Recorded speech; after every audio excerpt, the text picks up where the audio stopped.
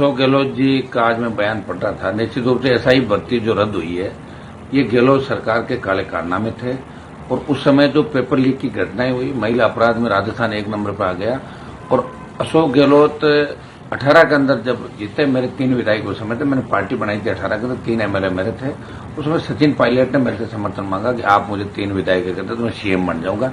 और मैंने सचिन पायलट को 3 विधायकों का समर्थन दिया कि अगर कांग्रेस सचिन पायलट को सीएम बनाती तो राष्ट्रीय लोकतांत्रिक पार्टी कांग्रेस का समर्थन करती है।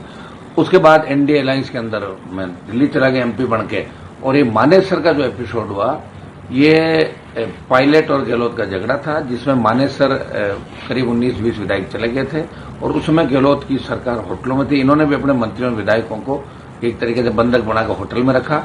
और हमने पहले से ही कहा था कि सचिन पायलट को मुख्यमंत्री बनाना है। और अगर सचिन पायलट के लिए वो 3 वोट जो मेरे थे, वो बीजेपी के 72 के साथ 375 थे।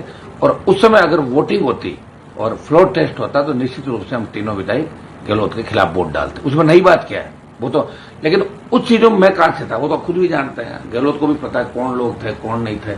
और अशोक गहलोत के कार्यकाल के अंदर जिस तरह सरकार बचाने के अंदर उन्होंने हर विधायक को सुपर सीएम बना दिया, हर विधायक सुपर सीएम था। देवाराम सैनी जो उनका सबसे नजदीक था, उससे लेके सीएमओ का अधिकारी, और ये पेपर लीक के जो मास्टरमाइंड थे उनके पीएसओ से लेके जिस तरह के हालात हुए, कई बार हाईकोर्ट सुप्रीम कोर्ट ने गहलोत सरकार की पेपर लीक की घटनाओं को लेकर, एक पेपर लीक थोड़ा ही हुआ, सारे पेपर लीक हो गए। रीट लेवल फर्स्ट की जांच अगर सीबीआई से करा ली जाती तो कांग्रेस के आधा दर्जन नेता महेश जोशी की तरह भी जेल के अंदर होते। तो गहलोत साहब का कार्यकाल कैसा रहा सब लोग जानते हैं। और वसुंधरा जी और गहलोत का गठबंधन था, दुनिया जानती है। गहलोत वसुंधरा गठबंधन हमेशा चला। एक बार ये सरकार में आते तो 90B की जांच कराएंगे, ये आते तो हम वसुंधरा की जांच कराएंगे, लेकिन कभी किसी ने जांच नहीं कराई। हनुमान बेनीवाल ने गहलोत वसुंधरा के खिलाफ, कांग्रेस बीजेपी के खिलाफ लड़के अपने आप को स्थापित किया। 66 साल बाद पार्टी का गठन किया। और पार्टी बनाने के बाद किसान जवान को आवश्यकता पड़ी तो मोदी की सत्ता को ठोकर मारी, अग्निवीर के खिलाफ लड़ाई लड़ी। और माफिया के खिलाफ, चाहे बजरी हो, पर्यटन हो, घुमाकू के खिलाफ हमेशा राजस्थान में संघर्ष किया। अभी जो पॉपुलरिटी पिछले कुछ समय से आरएलपी पार्टी को मिली है, और जिस तरह लाखों लोग आरएलपी की रैली हमारे, उससे नेताओं के पेट में दर्द है सबके। इसलिए तरह तरह की बातें मिलाएंगे, सारे काम भी करेंगे, कई अनर्गल बिना सर पैर के आरोप भी लगाएंगे। लेकिन अशोक गहलोत खुद ही इस बात को जानते हैं कि हनुमान बेनीवाल किस तरह का लड़ाका है, वो जिद्दी है। और उसका आला कमान राजस्थान की जनता है, वो खुद ही फैसले लेता है। गहलोत को तो फैसले लेने के लिए दिल्ली के नेताओं को परिक्रमा करनी पड़ती है। सोनिया गांधी और राहुल गांधी, प्रियंका फैसले लेते हैं, हमारे फैसले हम खुद ही लेते हैं, प्रदेश के किसान जवान को पूछ के। लेकिन पिछला जो गहलोत का शासन था वो अखंड भ्रष्टाचार के अंदर डूबा हुआ था। कई सुपर सीएम थे। जो प्रदेश के अंदर हालात बने, आरपीएससी, कर्मचारी चयन बोर्ड, माध्यमिक शिक्षा बोर्ड, जितनी भर्तियां हुई सब कटघरे के अंदर थी। जिससे इनके आरपीएससी के मेंबर इन्होंने जिनको नियुक्त किया, संजय सोते जो इनके लोग थे नजदीकी, पीएसओ तक तो पकड़े गए, कोई छोड़ा नहीं। अब तो गहलोत साहब के बयान का मैं जवाब इसलिए दे रहा हूं, लोगों को पता लगना चाहिए। और लोगों की भूलने की आदत है राजस्थान में, नई बात होती, लोग भूलते जल्दी है। बीजेपी को वोट दे देंगे और 5 साल कांग्रेस के लिए तैयार हो जाएंगे। इसलिए मैं राजस्थान के लोगों से भी कहना चाहूंगा, जवानों से, किसानों से, कि आरोप प्रत्यारोप को सुने, ताकत रखें। और हमारे भी लोग आरोप प्रत्यारोप, क्योंकि हम जब लड़ रहे हैं तो निश्चित रूप से हमारी लड़ाई को कमजोर रखने कई तरह के आरोप प्रत्यारोप लगाएंगे लोग।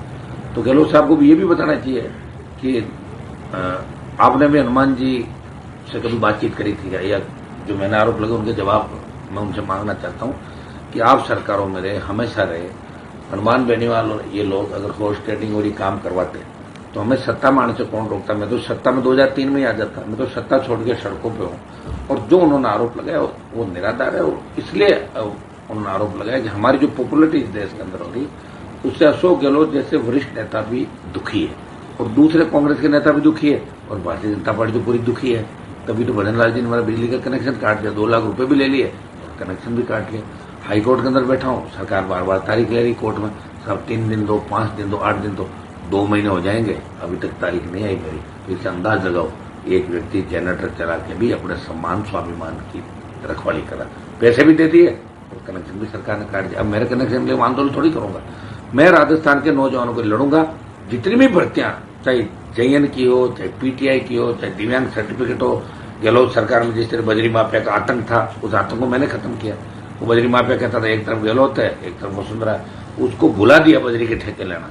तो हम जिसके पीछे पड़े उसको उसके अंजाम तक पहुंचाया, चाहे राजस्थान के हार्डकोर अपराधी थे, चाहे राजस्थान के जवानों के मुद्दे थे, चाहे किसान के थे, हमारे सामने लड़ाई लड़ी और ऐसा ही भर्ती और आत्महत्या पुनर्गठन का जो मामला आरएसपी ने शर्त से सदन तक उठाया, उसी का परिणाम है कि देश में माहौल बना और ऐसा ही भर्ती हाईकोर्ट ने रद्द की। हमने कल ये भी बात की कि भजनलाल जी ये बताएं कि अपील करेंगे कि नहीं करेंगे। उसके बाद ही भजनलाल सरकार का बयान आया कि हम भर्ती रद्द के खिलाफ कोई अपील नहीं करेंगे, जबकि जोगाराम आज भी कह रहा है कि भर्ती रद्द हो ही नहीं।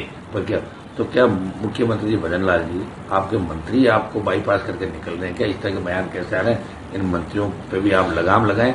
आगे तो इन मंत्रियों की वजह से, इनके महिला मित्रों की वजह से आपको नीचा देखना पड़ा, फिर कहीं कुर्सी हाथ से नहीं चले जाए, ये भी मैं भजनलाल जी से पूछना चाहता हूँ।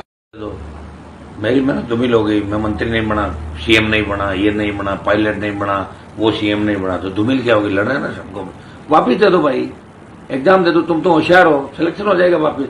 अब की बार तो 865,1900 पोस्ट है, तुम इस भर्ती के पीछे क्यों पड़े हो? जो ये प्रदर्शन कर रहे हैं उनमें 80% फर्जी है, 20% लोग ही सही है। और गेहूं के साथ गुण भी पिसा जाता है। जिस तरह हम पिसे जा रहे हैं राजस्थान को आजाद कराने के अंदर, आजाद हो नहीं रहा है, हम भी बर्बाद हो रहे हैं और कोशिश कर रहे हैं राजस्थान का सम्मान बढ़ा रहे हैं देश के अंदर। लड़ना ही पड़ेगा सबको। वैसे एक आवश्यकता नहीं है। डॉक्टर साहब बोल देते हैं कई बार, मैं बहुत साथ रहा हूँ उनके, हमने बड़ी लड़ाई लड़ी बल्कि के साथ, और ऐसा कोई हमारा इश्यू नहीं था। हो गया वो तो मीडिया का जो चैनल ले रहा था, थोड़ा सा पूछने वाले ने उस बात को अलग तरीके से पूछा और उससे फिर वो हाइपर इसलिए हो गए। उनके आसपास के जो लोग हैं ना, वो बार बार उनको कहते हैं साहब आप तो सरकार में हो, सरकार में भी अपनी कम चल रही है, और हनुमान जी बैठे हैं, सारा कैंडिडेट उनको मिला, बार बार उनको पंच करते हैं। तो कहीं न कहीं उनके मन में गुस्सा होगा। अब उन्होंने कह दिया हाँ कोई बात ही नहीं, खत्म हो गया सारा मामला। और ये जो आज जिस तरह पेपर में छपा है, ये मैंने नहीं कहा कि 200 करोड़ रुपए मैंने दिलाया 100 किलो, ये सत्तान गुप्ता ने श्याम